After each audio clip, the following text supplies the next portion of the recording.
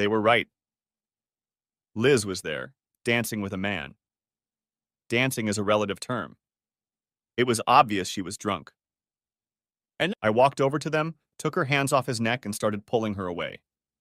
Hey, man, what the hell do you think you're doing? Her dance partner asked. She's my wife, and I'm taking her home, I said. Any resistance he wanted to put up immediately ceased. She's all yours, he said. Anyway, when she's drunk, it's no good having fun with her. And when she's sober? I asked, lifting her in my arms to carry her outside. Oh, she's great then. Ask anyone. We all think she's one of the best. Someone opened the door for me, and I carried her to my pickup and put her in the passenger seat. It only took a few minutes to get her to my parents' house, where they watched as I unceremoniously dumped her on the bed. She was out like a light. Hell, she was probably passed out from having her ass fondled on the dance floor. I didn't say a word as I left. Ruth was my older sister. She was one of my two sisters. The other was Esther Jacobs. I also have two brothers, Matthew and Luke Reynolds. My name is Mark Reynolds. Our parents were lifelong Southern Baptists, so all five of us children were baptized at Citico Creek in Vonore, Tennessee, and grew up attending church every Wednesday night and all Sunday morning. We never had a television, but we did have a radio, which was only allowed to play gospel music on Sundays. Of course, when we were away from our parents or they from us, all the hidden gadgets came out. We tried to keep them out of Mom and Dad's sight, but I'm sure they knew about them. Our parents learned to read so they could read the Bible, and it was the only thing they ever read. We grew up in poverty. All five of our children realized early on that they didn't want the same lifestyle as our parents. When each of us graduated from high school, we couldn't wait to leave Vonore. Ruth and Matthew made it to Nashville. Esther and Luke only made it as far as Madisonville. Neither of them went to college. Ruth always knew how to cook and started working as a cook's helper at a diner. Matthew went to truck driving school where he fell into a pile of manure and came out of there smelling like a rose. One of the instructors took him under his wing, and when he graduated, the instructor got him a job as a driver for one of Nashville's megastars. That kind of job is worth its weight in gold, and usually only older, well-connected, experienced drivers get it, but his instructor had his man. Matthew turned out to be a much better than average truck driver, and he had a personality that suited him just fine. I was a little different. After high school, I went to Vanderbilt University on a 4-year Army ROTC scholarship, and upon graduation, I attained the rank of second lieutenant. My first assignment after Officer Basic Course was to 8th Army Headquarters in Korea. I served there for 13 months, after which I returned home on a 30-day leave of absence and went to my next duty station at Fort Campbell, Kentucky. I spent a few days with my parents and then traveled to Nashville to visit Ruth. Our brother Matthew was on tour somewhere. He was driving one of several trucks carrying equipment for the Stars show. Lights, rigging, everything needed to put on a big Nashville show was in the trucks. Ruth had a small apartment, and I slept on her couch. She was dating a man she had met in a cooking class she had taken at the local community college. His name was Gerald Thompson. Gerald had a sister named Elizabeth, but everyone called her Liz. One night, the four of us went out to dinner. Then Liz and I went alone. Then we went out again. By the time my vacation was over, Liz and I were pretty much in a relationship.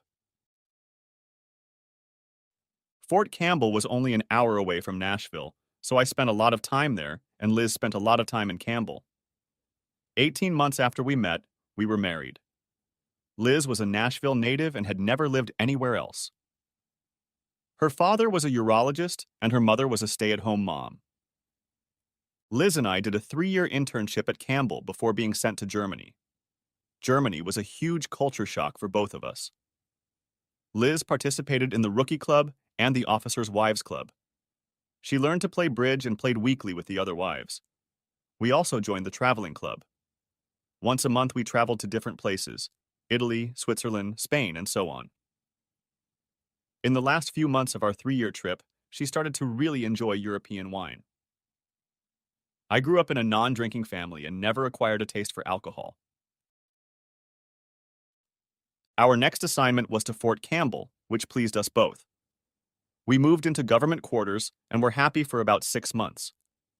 It was then that Liz started spending a lot of time in Nashville.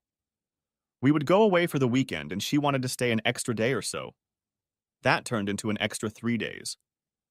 By the end of the year, she was actually living with her parents. I traveled there on the weekends. The only sign of trouble was that one Friday I showed up at her parents' house and Liz wasn't there. They had no idea where she was.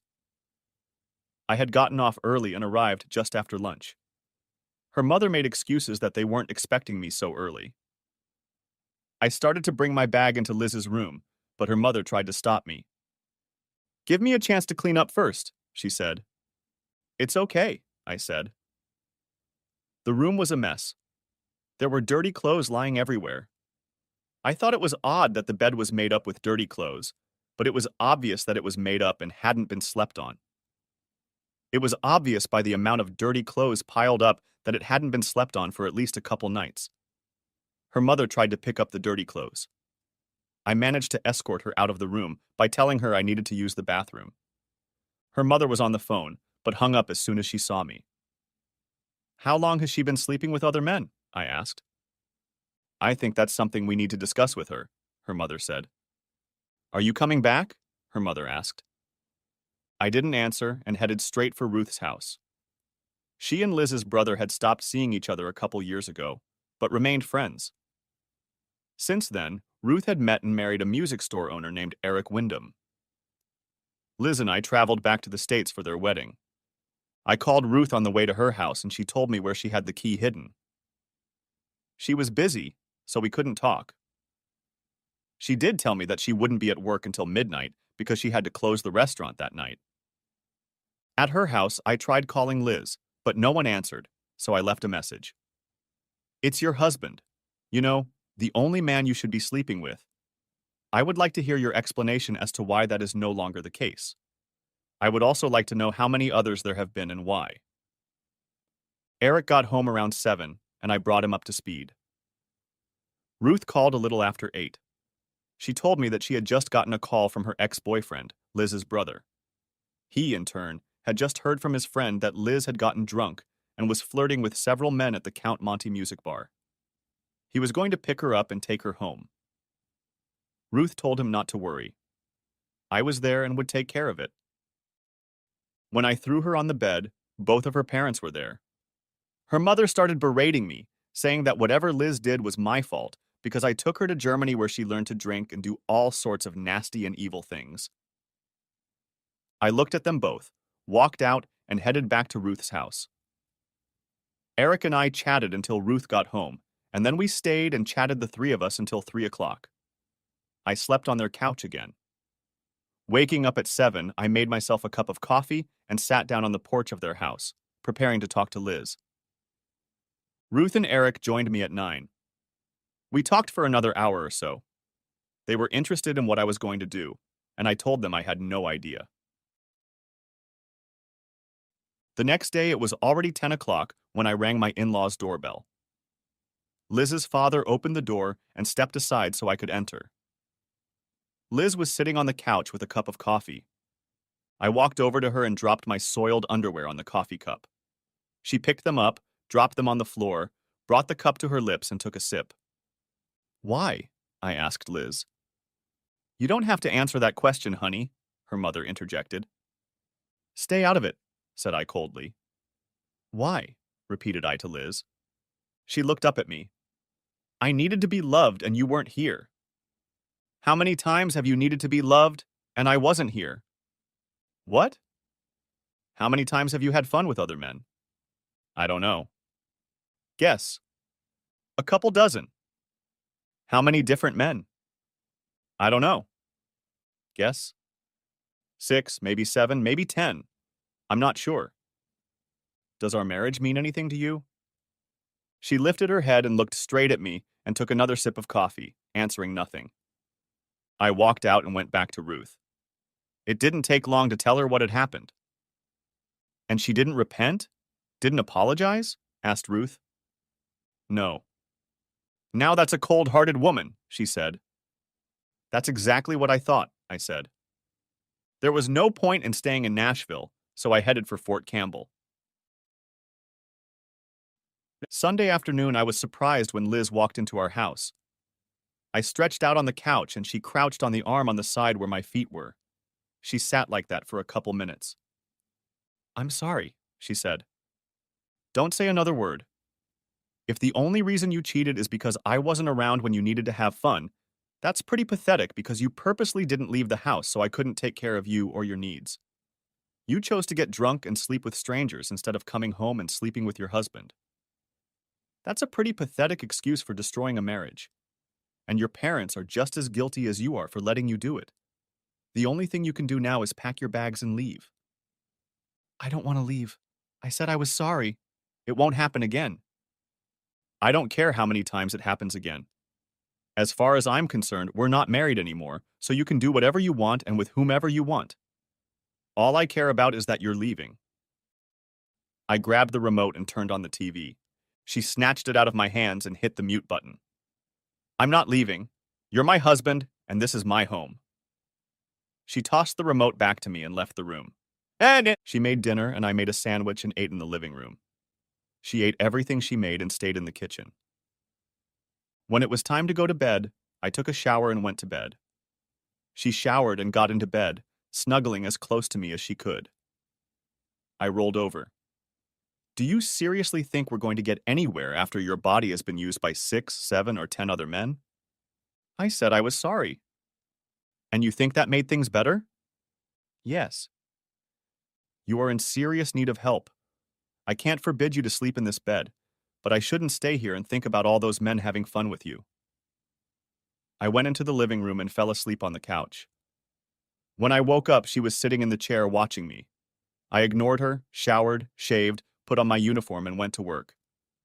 After reporting back, I spoke to the commander and brought him up to speed.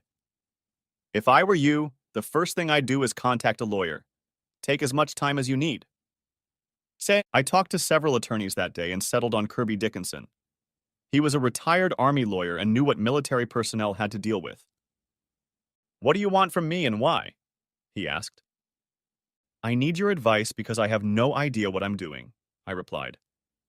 Do you want to try to save a marriage? No. Why? Because she cheated and I won't tolerate a spouse cheating. How do you know she cheated? I said to him. That doesn't mean squat in a court of law, Lieutenant. I was first lieutenant by then. She could tell you and 100 other people she had sex with both the Army and Navy football teams on the 50-yard line with a full stadium watching, then deny it when she gets in front of a judge, and the judge will believe her unless you have proof. He shook his head. Those are just facts. He paused. So, since you don't want to save the marriage, then you want a divorce. Am I right? Yes, sir. I suppose so. And I guess you don't want it to be easy for her. Am I right again? Yes, sir. You're right again. Good. I like it when people agree with me. It reinforces what I already know. And what's that? That I'm a smart son of a bitch. We both laughed.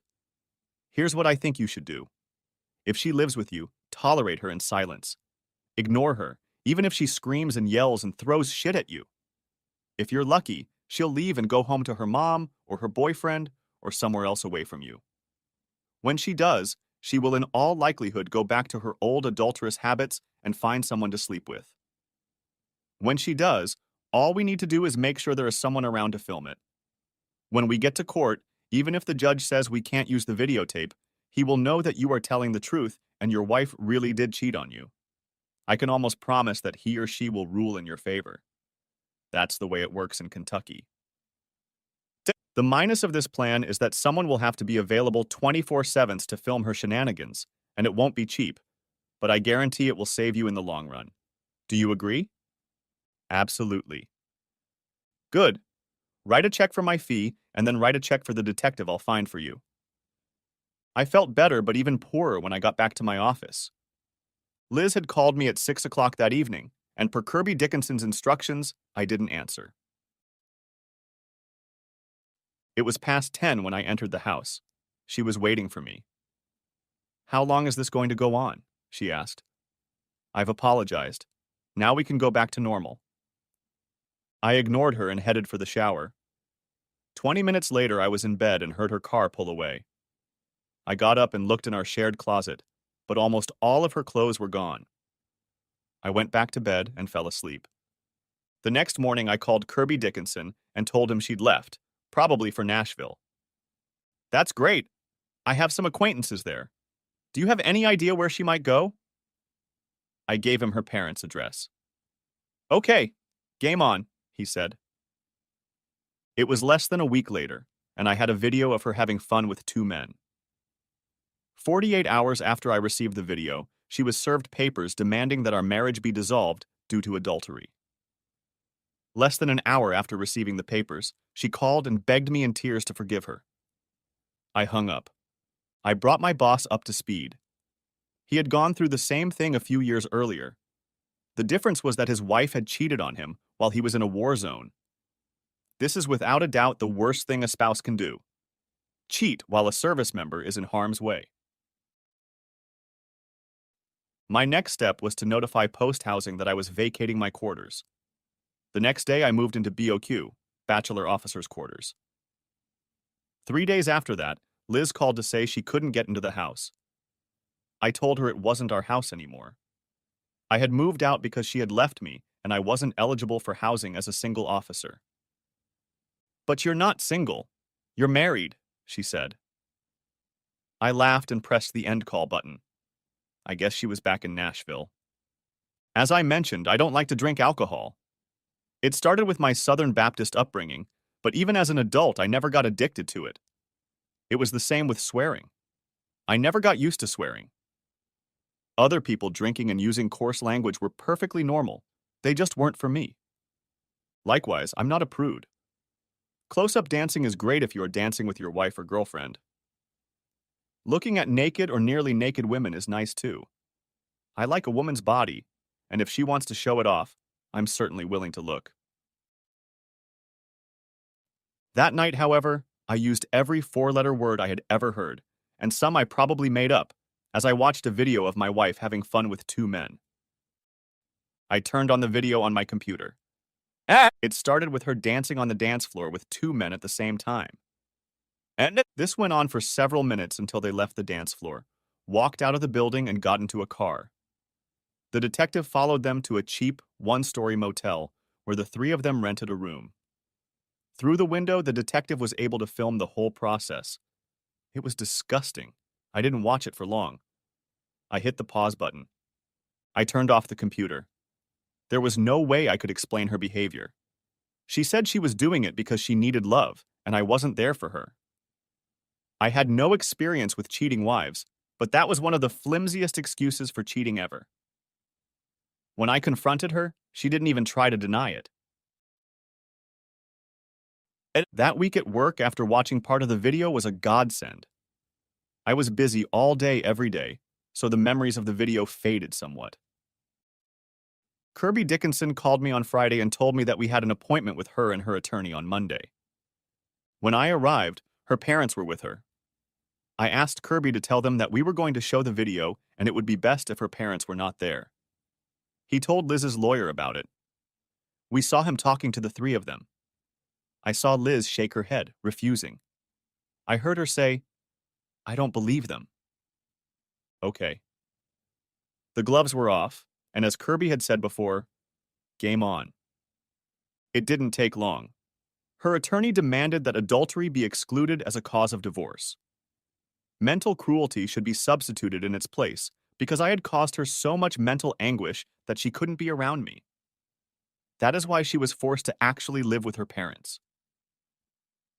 Kirby and I looked at each other. My computer was on my desk, and the video was on exactly where I had stopped it. I looked at them all. "Elizabeth," I said. I only called her that on very rare occasions to get her attention. "Are you sure you want your parents to see this?" "See what?" "Me holding hands with some guy, or dancing with him. You pick whichever is better." I pressed play, and the whole room saw it. Her mother had passed out, and her father was trying to bring her to her senses, all the while glancing at his daughter. When the mother came to her senses, Her father looked at her. I want you out of our house. Today. He and his wife had no problem with her cheating until they saw the extent of her debauchery. He carefully helped his wife up and started to leave the room. He stopped when he reached me. You shouldn't have done that, you know. Would you have believed me if I hadn't? I asked. No, probably not. But there might have been a better way. There was. Your daughter didn't need to be deceived. We never heard from them again, and when we were scheduled for trial, neither Liz nor her lawyer showed up. 6 weeks later, I was a free man with all of our meager possessions and no child support. 6 more weeks and I was ordered to go play sand trap in the Middle East. I spent 2 days with Ruth and her husband and then headed home to spend time with my parents and other siblings. I drove my truck to my parents' house and left it with my dad to use and watch over it while I was gone. Matthew was on another tour with his megastar. My other two siblings were still in Madisonville. Both were married and had children. I survived my year in the sand trap with nothing but unpleasant memories. However, I returned with the rank of captain, which was nice. My new assignment took me to Fort Leavenworth, Kansas, where I commanded a garrison at the Command and General Staff College. It was an elective assignment for any captain, but to be assigned there as a very junior captain with no command experience was a mistake. I even called my office in Washington to confirm this. Are you complaining, Captain Reynolds? Because if so, there are a couple hundred other captains who would be happy to take your place. No, I'm perfectly happy. I just wanted to make sure someone wouldn't notice the mistake and reassign me in 3 months. No, Captain Reynolds. You're locked up for 3 years unless, of course, we need you back in the sand trap. If that happens, you can send one of those couple hundred other captains you mentioned in my place. We both laughed. It didn't take me long to get into a nice, steady rhythm. Of course, it didn't hurt that I had an experienced first sergeant doing everything for me. One Saturday, I was in the auto repair shop on post. It had facilities and equipment for minor repairs to our personal vehicles. There was even an experienced mechanic there to help those who needed it. I wasn't an expert, but I had grown up in the countryside and knew the difference between a spark plug and a nut, so I was quite capable of doing it myself. There weren't many people around when I arrived, so I started the oil change. There were 3 pits to change the oil and work under the car. I had been in my pit for about 5 minutes when another car pulled into the pit next to me. I didn't pay attention to it until I heard it. Goddamn piece of shit! It came in a soft but determined female voice. It got quiet again until the wrench fell and hit the concrete floor. Oops! Damn it! I heard. I grinned to myself and decided that maybe the voice needed help. I tightened the drain plug and climbed the steps out of the pit. I walked down the steps to the pit next to mine. She was wearing a jumpsuit 2 sizes larger. Do you need help? I asked. She turned to look at me, and I could see that underneath the layer of oil was an attractive face. She spit out a mouthful of oil and looked at me. What makes you think I need help? Because I'm a woman and women don't know how to change oil? Well, no. It just seemed to me that you were upset, and I thought I could help. No, thanks. I know what I'm doing. I just hate this piece of shit. Okay, have a good day.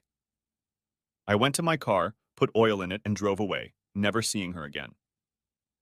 The next week, I was at a cocktail party the Commander General was throwing. I was invited only because I was the garrison commander, not because I was part of the rare atmosphere of 3 generals and countless colonels serving at Fort Leavenworth. I bought some cocaine and wandered around wondering if there were any other officers of my age and rank with whom I had anything in common.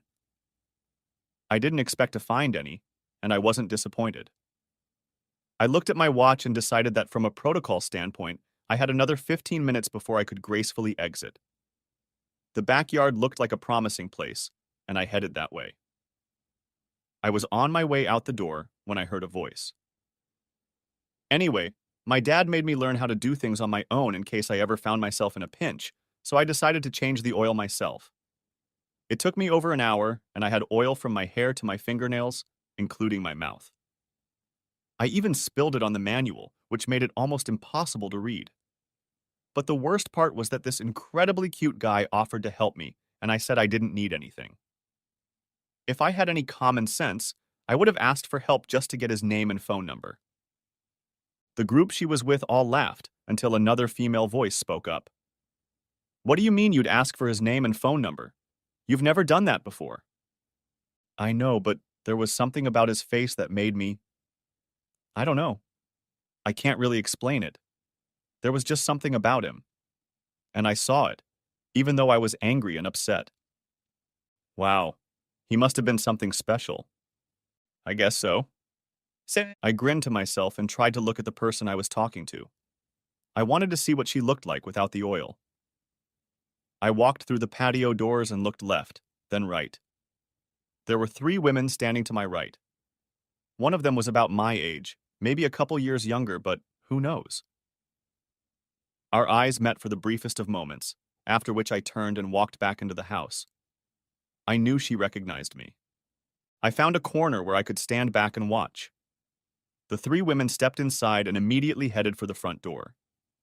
In most military homes, just outside the front door is a stand with a cup, saucer, or metal tray where military guests leave one of their business cards with their name and rank. And you left one every time you were a guest in the house. The women walked over to the tray of business cards and began going through them. Finding one, they gathered around each other to examine it before looking at me. I tried to be as inconspicuous as possible, but being the only company-grade officer, second lieutenant, first lieutenant, or captain, in a house full of field-grade officers, major and above, was quite amusing. They would have no trouble figuring out which card was mine. I was in uniform and the only officer below major. All they had to do was look through all the cards until they got to mine. Plus, the name tag on my uniform said Reynolds in large letters. I was trying to decide if I should ask her about the car, thus identifying myself, or wait and see what they, or rather she, was going to do. I hadn't had a real date in a long time. When my mental protocol timer went off, I made my way to the hostess, the wife of Major General Morris T. Woodley, thanked her for a wonderful time, found my hat, which wasn't difficult since it was the only one on the table without an egg, gold braid, on the bill. Twice I furtively glanced at the 3 women, who were just as furtively watching me. The mystery lady and I had 2 areas in common. First, the general's party, and second, the machine shop. I couldn't hang around the general's house hoping she would show up, but I could hang around the machine shop. Saturday morning, I was washing and waxing my truck at the machine shop. I took my time and was almost done when I saw her car pull up to the house. She got out of the car, and she wasn't wearing overalls. She was wearing jeans and a white t-shirt with gold sequins on the front. Nah. My truck was parked inside the building and she parked outside. She got out of the truck and was heading in my direction when she was met by a man I recognized as a major from BOQ. He started talking to her, and it looked like she wanted to walk away from him, but he held her back in the conversation. We held each other's gaze for a full second before I turned away. I was done, and there were already 2 people waiting in my spot, so I couldn't wait any longer. I had to leave. Her eyes didn't take her eyes off me as I got in my truck and drove away. I pulled over to the side of the road and waited. Less than 5 minutes later, I saw her rushing in my direction, so I pulled off the road and headed toward the postal store. PX is the Army equivalent of Walmart. It was crowded, and I had to park pretty far from the entrance. There were several reserved parking spaces right by the entrance. The one closest to the door said it was reserved for the Commander General. Her car was parked in that spot. I almost turned around and drove home. Good thing I didn't. She was standing right in front of the door when I walked in. Playing hard to get? It was the first thing she said, but she said it with a smile. No, ma'am. Why? Are you trying to get me? She laughed out loud. That's an interesting question. I'm not sure. Can you be caught? Maybe, but I'm not cheap. She pointed to a snack stand at the end of the hallway. Would a Coke be okay? It was my turn to laugh. Unless you're expecting too much. At the kiosk, we each grabbed a Coke. She had a diet one, so she paid for both. We sat down at a table and the 3 hours flew by. Her phone rang at least 6 times, but she paid no attention to it. Finally, she glanced at her watch and jumped up. Shit, I have a date, I have to go. I stood up. Now who's playing hard to get now? We walked to her car and she drove off to her date. I hadn't had dinner at a nice restaurant in a while, so I decided to go to the Officers Club. Their prime rib was excellent. I went into my BOQ, hung out for a while, showered, put on my civilian suit, and headed to the club. The dining room was closed because of the party, but the grill was open, so I sat there and ate. After eating, I headed for the door, and as I passed by, I peeked into the dining room. Right in the doorway, dancing close together, stood the major from BOQ and, it dawned on me that I didn't know her name. In the entire time we had been talking, I had never once asked her name, and she had never once volunteered it.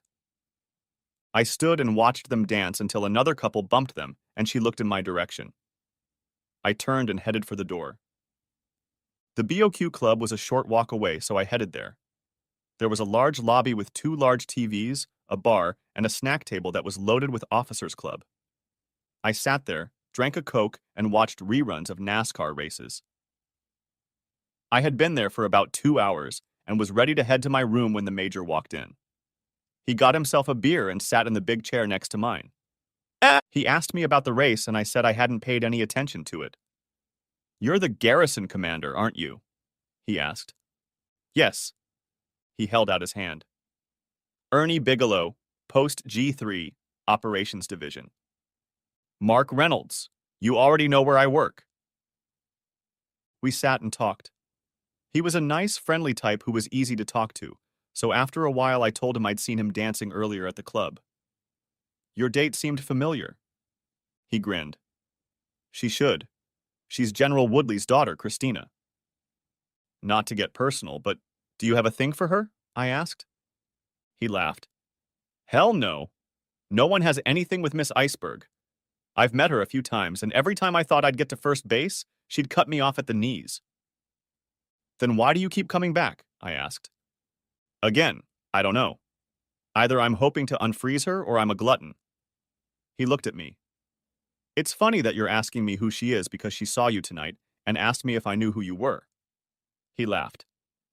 Not wanting any more competition, I told her I didn't know. Ernie Bigelow and I became friends. 3 days later, Christina Woodley called me and invited me to dinner. I accepted. That same evening, I was sitting in the BOQ lobby, and Ernie was sitting next to me. He looked at me. "I hear you have a date with Christina."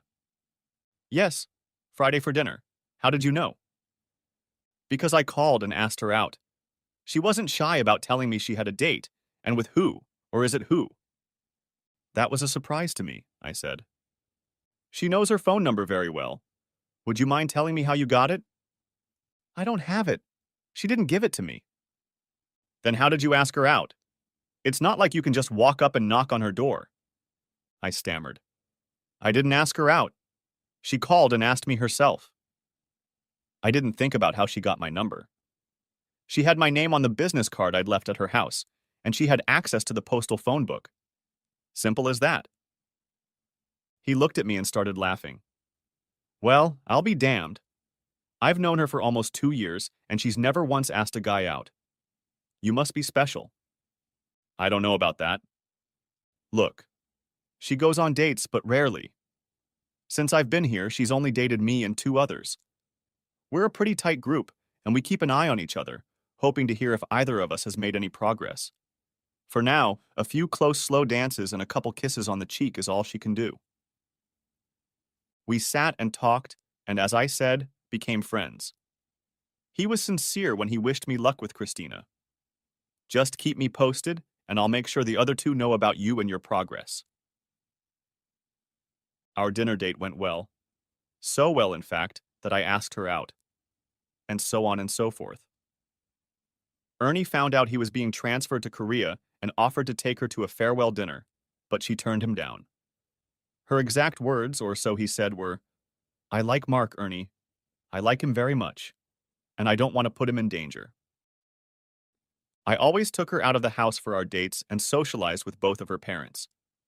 They certainly didn't hate me, but at the same time, they didn't welcome me with open arms either. In the 7th month of our acquaintance, I received orders to return to the sandbox in the Middle East. I called my unit and asked about it. I thought I had a 3-year stabilized tour, I told my assignment manager. You were, Mark, but you must have pissed someone off because we've been ordered to reassign you immediately. You're due to arrive in the country in 2 weeks. 2 weeks? Everyone gets at least 30 days. I called Christina. She was even more upset than I was. We talked for a few more minutes, and when we were done talking, she said, I love you, Mark. She had never said that before. At 9 o'clock the next evening, I was packed and ready to leave the next morning. Christina was going to stop by to say goodbye. There was a knock on my door. I opened it, and it was her. She put her arms around me and we kissed. My dad did it, she announced. Did what? Sent you away. Why? He knows how I feel about you, and he's afraid he'll lose me. He will eventually. Me or someone else. What do you mean by someone else? We don't have anyone else. Eventually will if I don't come back. She hugged me again. Don't say that. She pulled away and looked at me. Marry me, she said. What? Marry me. It'll fix him. I laughed. Marrying me just to piss off your father is no reason to get married. She pulled away from me and lowered herself into a chair. Then I'll stay here tonight. That will make him very angry. I laughed again. I'd love to stay the night with you, but you just had a fight with your father. Where do you think he'll send the MPs first thing if you don't come home? Then let's go to a motel outside the post. I knelt down in front of her. I love you. Our first night together won't be a night of revenge or hiding. We will hold our heads up proudly and declare our love to the whole world. She took my face in her hands, kissed me, and laughed. I've already done that. Everyone in Leavenworth knows I love you, especially my father. That's why he reassigned you. We sat huddled together in the chair. The problem was that I loved her and wanted our first time to be perfect, and it wasn't. We were kissing when her phone rang. Hi, Mom, she said, putting it on speaker. Where are you? I heard her mother ask. At the BOQ with Mark. When are you coming home? When Mark leaves tomorrow. She looked at me and grinned. There was a sharp intake of breath. You know your father is going to kill you both, don't you? He already did, Mom, when he transferred Mark. What should I tell him? Tell him I'm grown up and I'll do what I want.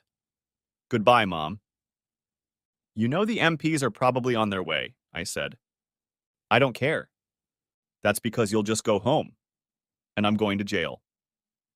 She threw herself into my arms. We hugged and kissed for a long time. Then she looked into my eyes. I love you. You know that. I've never been in love before, and I know you love me. Would you like to know how I know that? Yes, I said. You've made no attempt to go any further. That shows that you respect me and don't rush things. You and I both know it's going to happen. You'll be the first man to do it with me. Early the next morning, I was waiting for Major General Second Rank Woodley when he arrived at his headquarters. When his driver pulled up, I was already opening the door for him. When he saw me, he was surprised. He knew me, of course. Why are you here, Captain? He asked. I'm here to tell you what a cowardly father I think you are. You may be a good general, but as a parent, you suck. You can send me anywhere you want, including the federal prison on the other side of this facility. But I'll say my word. I love your daughter, and she says she loves me. This is probably new to you because, if I understand the situation correctly, she's never been in love before, and that scares you because one day you're going to lose her to another man.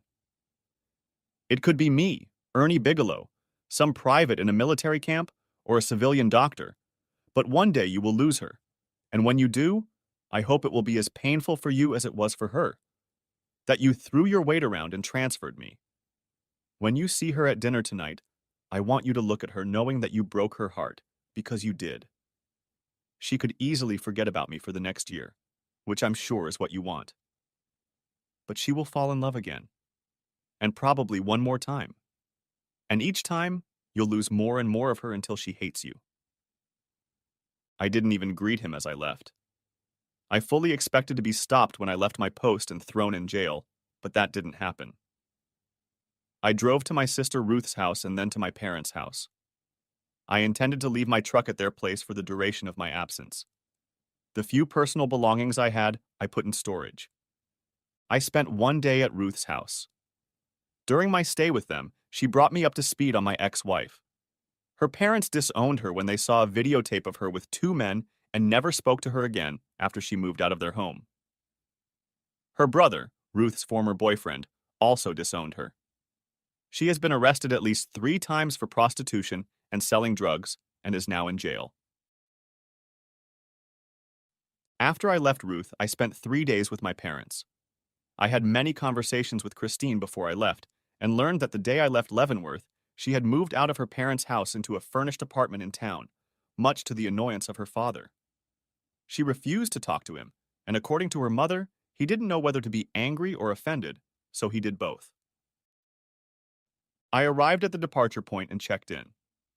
The sergeant behind the counter looked at my orders, bowed out, and retired to the office behind his back.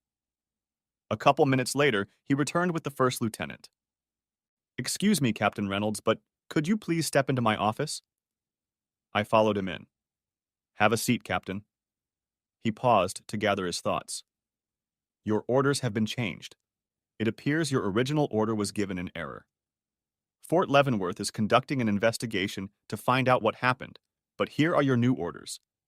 You are to report to Leavenworth and return to your former duties." He threw up his hands. "I've never seen anything like this. I've seen orders changed, but never one where a serviceman has returned to his former duties. And to top it all off, we received this letter yesterday with a personal courier who was supposed to deliver it to you personally in your hands." It was a sealed envelope with a return address of "To General Command, Fort Leavenworth, Kansas." The lieutenant handed me my new orders. "Congratulations, Captain. You're going home." I went outside and opened the envelope. You were right. That was all it said. It was signed M. Woodley. I pulled out my cell phone and called Christina. She answered on the first ring. "Where are you?" "On my way home. Do you know my orders got canceled?" "You're kidding. What happened?" "Apparently your father changed his mind. I'm going back to Leavenworth." "Oh my goodness. How soon can you get here?" "In a couple days. I have to stop and pick up my truck and then I'll go from there." "Hurry up, honey. I'll start looking for a bigger apartment." The drive back broke all records. We'd been on the phone constantly for the last 50 miles, and she was running toward me when I turned onto the street where she had an apartment. The truck barely had time to stop before I jumped out of it and found myself in her arms. We kissed and cuddled as the vehicle drove around us. Military towns are used to reunions with loved ones happening in unusual places. It took a few minutes before we calmed down and went inside, where we kissed and cuddled for another long time. After the passion subsided, we sat next to each other on her couch and talked. She talked to her mother, but not to her father. Her mother did not know that my order had been changed, but when she was informed of it, was happy for her daughter. I showed her the short note I had received from her father. "What does it mean?" she asked. I told her about my meeting with him the morning I left. "I'm surprised he didn't put you in jail for talking to him like that," she said. "Me neither." "I'm sure it went against everything he holds sacred to change your orders," she said. "He didn't do it for me. He did it for you because he loves you, and it's hard for him to accept that he's no longer the only man in your life." She looked at me with love in her eyes. I looked around, stood up, and pulled out of my pocket the ring I bought in Tennessee when I stopped by to pick up my truck. I got down on one knee. Before I could utter a word, she was crying. "Christina Louise Woodley, will you marry me?" She quickly dropped to both knees, held out her left hand, and said, "Put it on my finger." Once the ring was where it would be for the next 50 years, she spoke again. "Yes, Mark Hadley Reynolds, I will marry you and love you until the day I die." Every man thinks his wife or girlfriend is the most beautiful, perfect creature on earth, and I was no exception. I asked her if she wanted to go to a first-class hotel for our first night together, but she replied in the negative. This apartment is our first home. I want our first time to be in our first home. She had time to prepare for my homecoming, and she did it her way. For our first dinner together in this apartment, we had champagne, pâté, and chocolate-covered strawberries. I even drank some of the champagne. We sat on the bed, eating and drinking. But eventually, we got down to it. Her phone woke us up at 10. "Hi, Mom," she said cheerfully.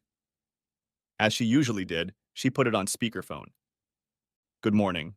Have you heard from Mark? Wasn't he supposed to be back today?" She looked at me and smiled broadly. "He came home last night and spent the night with me, Mom." "Oh, okay then." "He asked me to marry him, Mom, and I said yes." We heard her visibly brighten. "That's wonderful. When will the day come?" Christina laughed. "We don't know yet. We thought we'd discuss it with you and Daddy tonight at dinner. Is that okay with you?"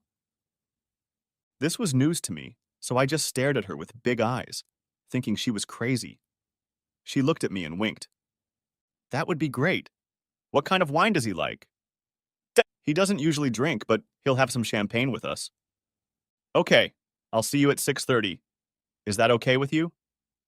"Great. See you then." "Oh, should I tell your dad? Or would you rather do it yourself?" "You can tell him if you think he can handle it. Otherwise, let Mark handle it." We rang the doorbell at 6:30. The door was opened by her father. "Why did you ring the doorbell? You have a key," he said to his daughter. "I know, but I don't live here anymore, Dad." I saw him wince, but visibly brighten as his daughter hugged him and kissed his cheek. I heard a whispered thank you from her as she kissed him. It wasn't easy for him. He held out his hand for me to shake, and I shook it. "Dinner is on the table, so let's get to it," he said. We were in the small family dining room, not the one reserved for large dinner parties. Christina and I sat on opposite sides of the table. The champagne had already been poured. "Dad, Mom, Mark has something to say." I took a deep breath. "First of all, General Woodley, I'd like to thank you for the help you've given in rescinding my orders." I said it in those terms, knowing full well that he and he alone was responsible for both issuing and subsequently rescinding the orders. "Secondly, General Woodley and Mrs. Woodley, I want you both to know that I love your daughter and have proposed to her." "And I said yes," Christina said, extending her hand first to her mother, then to her father. Her mother oohed and cheered. Her father, I'm sure, was told to take it gracefully and not make a fool of himself. He was kind enough to make a toast. After dinner, both women went somewhere to start making wedding plans. The general and I went to the library where he poured 2 port wine. "I understand you don't drink alcohol except on special occasions. I think this will be 2 of them in one evening." I took a small glass. "Congratulations, Mark. You've done something I never wanted to live to see." He took a small sip and indicated for us both to sit down. I knew it would happen sooner or later, but he changed the mood as he spoke again. "You were right when you criticized me. I thought I knew what was best for my daughter, but when I saw the way she looked at you at dinner, I realized how wrong I was. All I ask is that you take care of her and love her for the rest of her life just as you love her today." "You can count on that, sir. I would never knowingly do anything to hurt her." "I believe that." He looked at me. "But there's one thing I'm having trouble with." "What's that, sir?" "I don't like the fact that you two are living together before you get married." Apparently, Christina's mother had told him that. "You have no choice, sir." "I didn't think so, but I thought I'd give it a try." 6 months after that dinner, Christina's father retired and became the general manager of a major automobile manufacturer's parts purchasing division. 2 months after that, Christina and I were married. She was visibly pregnant as she walked down the aisle. My brother Matthew showed up with his megastar from Nashville, who put on an impromptu show at our reception. He gave Christina's parents copies of all his CDs. Matthew said that my parents only listened to gospel music, so he gave them some copies of his gospel records. The day after we got back from our honeymoon, I got a call from Ernie Bigelow. He congratulated me and told me that he had won $1,000 from two other men who were dating Christina. They had bet him that I would fall on my face like them. Ernie disagreed with them and grabbed some of the money. 2 months after the wedding, Jason Richard Reynolds was born. 6 months after that, I quit my job and went to work for my father-in-law. Almost from the moment he started walking, Jason clung to his grandfather, and they became best friends. My father-in-law was always jealous when we took Jason to visit my parents. During one of our trips to Tennessee, my sister Ruth brought me up to speed on my ex-wife. Turns out, after getting out of prison, she had gotten into a questionable business. One of her best-selling movies was a recreation of her session with two men and her first experience. All was going well until it was discovered that she was mailing some of her artwork through the mail. The federal government looks the other way. So she sits 3 to 5. One weekend, Jason was with Woodley's grandparents at their lake house. Christina and I were home alone, snuggled up against each other on the couch, watching some kind of movie. She turned to me. Mark? Yes? Do you like being a father? Sure. Why? Would you like another baby? I leaned back and looked at her. What are you trying to say? That you're pregnant? No, but I'd like to. The end. Thanks for watching. I hope you enjoyed it, so subscribe to my channel and watch the next video.